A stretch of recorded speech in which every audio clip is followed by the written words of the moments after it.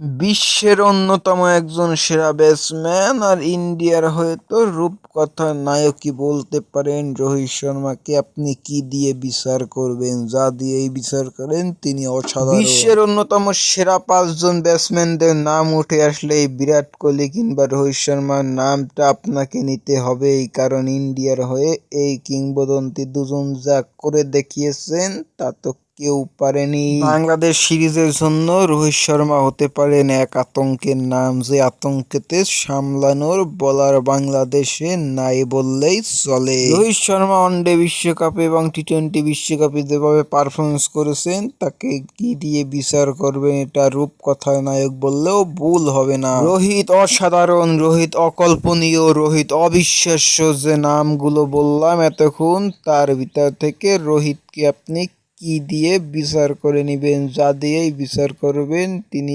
100-তে 100 পাবেন। হয়তো আপনার চোখে ইন্ডিয়ার অন্যতম সেরা ব্যাটসম্যান সচিন কিংবা বিরাট, কিংবা আমার চোখে রোহিত শর্মাই ইন্ডিয়ার অন্যতম ব্যাটসম্যান, কারণ বিরাট সবসময় ফর্মে থাকে না কিন্তু রোহিত অল টাইম ফর্মে থাকে। আর বিশ্বের ওপেনারদের নাম তুলে আসলে রোহিত শর্মার নামটা আপনাকে প্রথম সারিতেই নিতে হবে, কারণ ওপেনার হিসাবে যত রান তিনি করেছেন তত রান অন্য সব ওপেনার দ্বারা করা তো কল্পনা। তারপরও দেখা যাক রোহিত শর্মা নিজের আরও একটা সিরিজে কতটুক রাঙাতে পারে, সেই অপেক্ষায় থাকবে রোহিত শর্মার সব ভক্তরা। শুভকামনা রইল রোহিত তোমারও জন্যে।